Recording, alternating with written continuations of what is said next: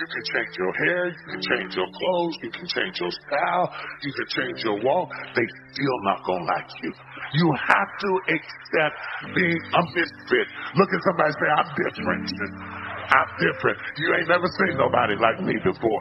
You're never gonna see anybody like me again. I'm different. And after years and years of low self-esteem and crying about it, I'm finally starting to accept that I'm different. I'm cool with it. I'm okay with it. I can live with it. I understand it. I've been trained in it. I learned how to be a misfit. It doesn't matter that you don't like me, and it doesn't matter that you don't believe in me.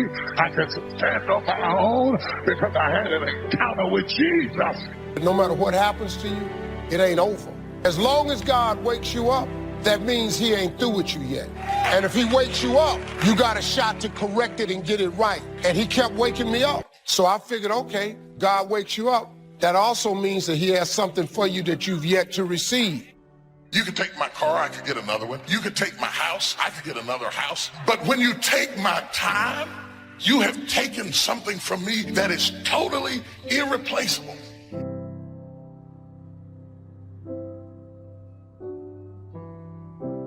Even if you are 40 or 50 or 60 or 70, doesn't matter. You're in the game now, and that's what counts. And all those quote unquote wasted years, they weren't wasted because you learned. Learned about what it's like to be weak, and the knowledge that you learned about those things is fuel to make sure that it never happens again. Because you know what is out there, and you know how bad it can get. I say you embrace what you learned from the weekdays. Let them make you even stronger. And you use your own personal transformation that you've made in life. Use that to help other people transform and get on the path as well.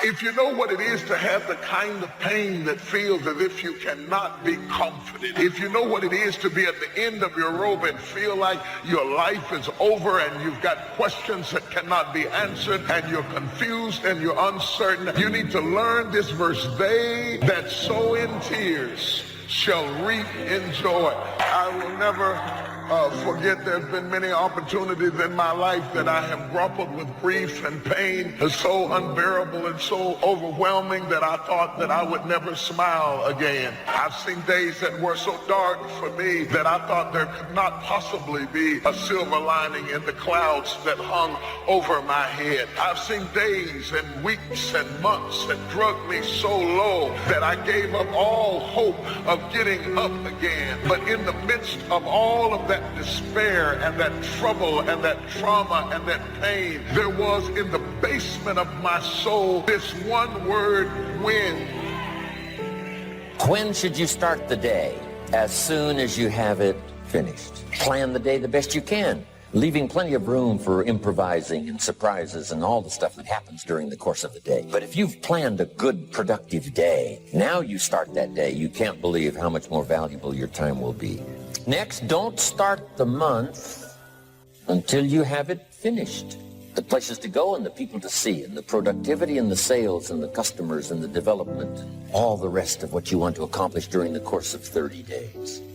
And then here's the big one. This is really challenging. Don't start the year until you have it finished. To the best of your ability. It can't be finished like minute by minute. But in terms of the sweep of what you want to accomplish, make sure that that's set and ready to go. And it might get all upset. It might get torn up and you do a new one. You make so much progress the first 90 days that now you've multiplied it all by 2, by 3. Because that happened to me. I thought, wow, here's how. This is going to be a great year. By the time I'd finished the 3rd month, I'm rolling. So many things are happening, I revised my whole year's plan.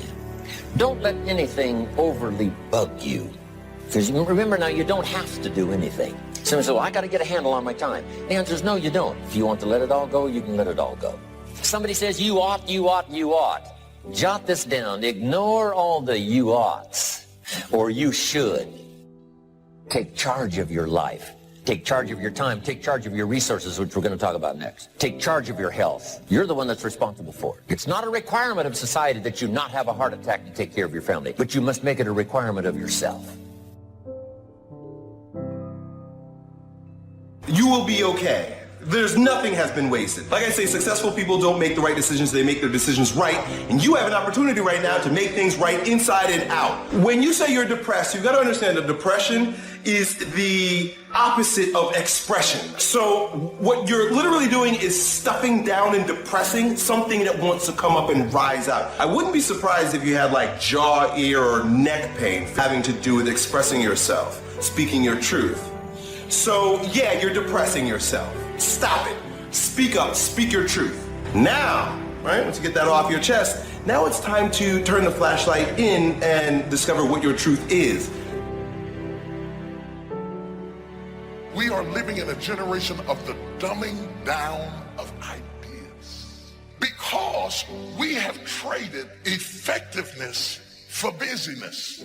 We are so busy and we think because we're busy, we're effective. But I want you to challenge your schedule for a minute and ask yourself, are you really being effective? Or is your life cluttered with all kinds of stuff that demands you and drains you and stops you from being your highest and best self? And are you substituting busyness and all the chaos that goes along with busyness from being effective? It's easy to get faked out by being busy. Guy comes home at night all exhausted, falls in the chair and says, oh, I've been going. Here's the big question. Doing what? It's not the going. Some people are going, and they're doing figure eights. So don't mistake movement for achievement. There's a lot of things you can take from me and I could make it. You could take my suit, I got another one. You could take my car, I could get another one. You could take my house, I could get another house. But when you take my time, you have taken something from me that is totally irreplaceable. We do everything except the most important thing is to value our time. It takes time to be creative. You were meant to be creative. You have creativity. If you had time, you would be creative. Better have a valued goal, because otherwise you can't get any positive motivation working out. And so the more valuable the goal, in principle, the more the microprocesses associated with that goal start to take on a positive charge. Well, you get up in the morning and you're excited about the day. You're ready to go. What you do is you specify your long-term ideal. You do that in some sense as a unique individual. You want to specify goals that make you say, if that could happen as a consequence of my efforts, it would clearly be worthwhile. The question always is, why do something? Because doing nothing is easy. You just sit there and you don't do anything. That's real easy. And then the next question might be, well, where should you look for worthwhile things? And one would be, well, you could consult your own temperament. So you do a structural analysis of the subcomponents of human existence. And you need a family, you need friends. Like, you don't need to have all these things, but you better have most of them. Family, friends, career, educational goals, attention to your mental and physical health, etc. You know, that's what life is about. And if you don't have any of those things, well, then all you've got left is misery and suffering. So that's a bad deal for you. Don't mistake courtesy for consent. If somebody's pleasant and they nod, you say, oh, they're going to buy. No, they're courteous. You can't mistake courtesy for consent. Now, here's a big one, concentration. I had to learn this. All those years ago, I'm in the shower trying to compose a letter. Found it turns out to be a strange letter. So here's what I learned to do. Save the work till you get to the office. Save the work till you get to the work. Don't try to get to the office on the way to work. On the way to work, enjoy the way. In the shower, enjoy the shower. Then go to work when you get to work. Concentration. Learn to say no. I'm telling you, in such a social society we have now, it's so easy to try to be a nice person, saying yes, yes, yes to everything. Find yourself overloaded. Now you got to call and make the, well, gosh, you know, all the time it takes to back out of something that you said yes to too quickly. Here's what might be better. I don't think so, but if that changes, I'll call you. Little things you can use not to overcommit yourself. But once you set up that goal structure, let's say, and that's really who it is that you're trying to be, you aim at that. And then you use everything you learn as a means of building that person that you want to be. And I really mean want to be. I don't mean should be, even those things are going to overlap. That's fine, except you'll fail all the time then. You just won't know it until you've failed so badly that you're done. And that can easily happen by the time you're 40. I would recommend that you don't let that happen. Okay, so once you get your goal structure set up, you think, okay, if I could have this life, looks like that might be worth living. anxiety provoking and threatening, and there's going to be some suffering and loss involved and all of that. The goal is to have a vision for your life such that, all things considered, that justifies your effort. Then you turn down to the micro routines. It's like, okay, well, this is what I'm aiming for. How does that instantiate itself day to day, week to week, month to month? And that's where something like a schedule can be unbelievably useful. It's like, make a damn schedule and stick to it. It's not a bloody prison. Set the damn schedule up so that you have the day you want. That's the trick. It's like, okay, I've got tomorrow. If I was going to set it up so it was the best possible day I could have, what would it look like?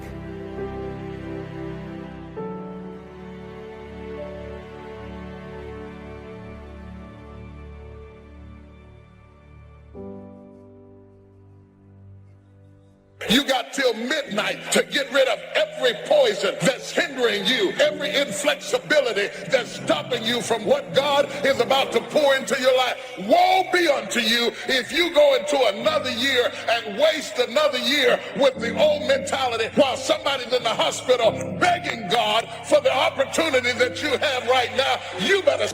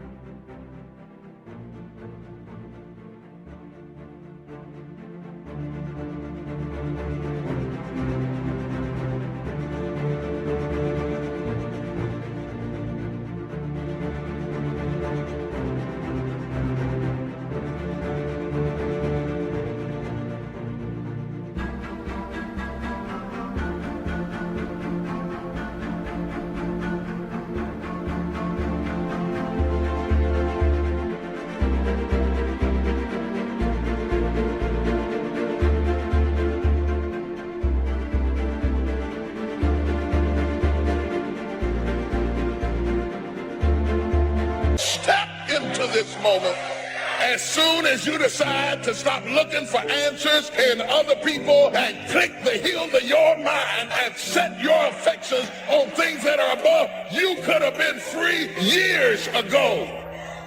Do not be conformed to the patterns of this world, but be transformed by the renewing of your mind.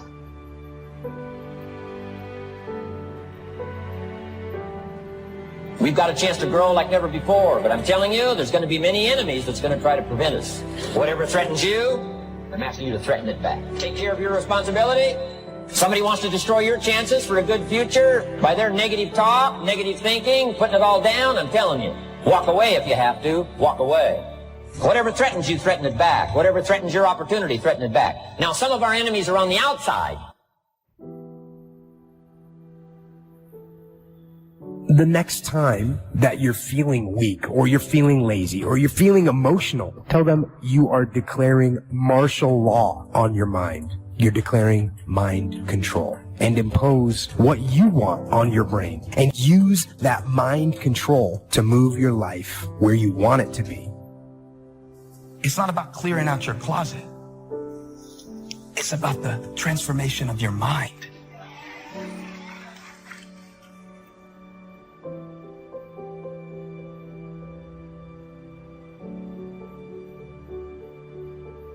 Do not be conformed to this world, but be transformed by the renewing of your minds. Do you have a mind to change? Do you have the mindset to be blessed? You have to decide to be blessed.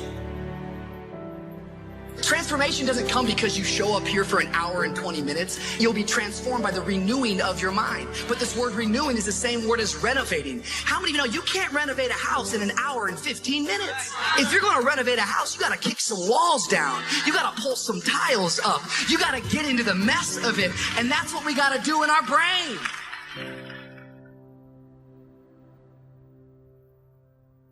You have to decide that you're going to be in control and that you are going to do what you want to do. You are the machine, and you can control the machine. Weakness doesn't get a vote. Sadness, no vote. Frustration, no vote. I don't even give my temper a vote. But here's the most important thing to understand. Some of our enemies are on the inside. You got to do battle with your own indifference. And you've got to learn not only to nourish your values, you've got to learn to do battle with your enemies. A whole set of circumstances can bend you over. What your daddy did to you, what your mama didn't do for you, can bend you over and keep you an emotional cripple for a long time. There's some people here who's still spinning from things that's happened years ago, and you can't shake it. It's got you crippled and you can't straighten up. Every time you straighten up, you can only go.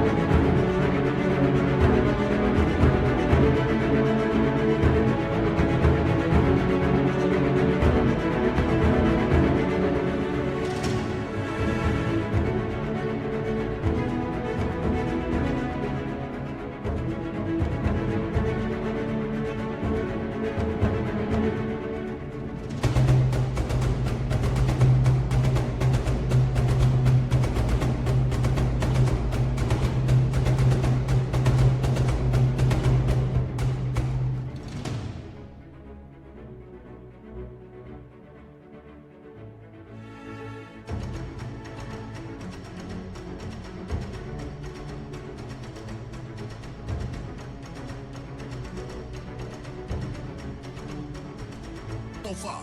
Because it's not only a problem of health, it's a problem of habit. You're used to being bent over. Because you can be bent over so long, you don't even know how to straighten up. And things aren't straightening out. They aren't getting better. You remain crippled in your situation. Sometimes you got to talk to yourself. Sometimes you got to say to yourself, now you know better than that. Sometimes you got to talk to yourself. When you see somebody you don't like, or somebody who gets on your nerves, you got to talk to yourself. You got to talk yourself into some stuff. And then you got to talk yourself.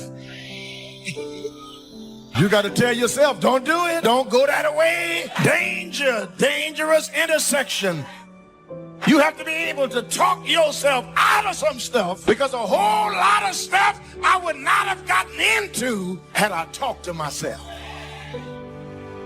I'm asking you to have some faith, have some courage, believe, drive your doubts into a small corner. Don't let them loose like a mad dog, drive you into a small corner. Don't doubt the future, don't doubt the possibilities, and here's the most important one of all, don't doubt yourself. If I've got miracle working power to change my life, so do you. If I can grow, you can grow. I'm asking you, don't sell yourself short. But I wonder, have you taken the time to think about, why am I doing this in the first place? Am I trying to prove something to someone who disrespected me 10 years ago, who isn't even paying attention to my life anymore? Why am I posting this? To impress people who follow me on social media that don't even really know me? What is my reason for doing what I'm doing?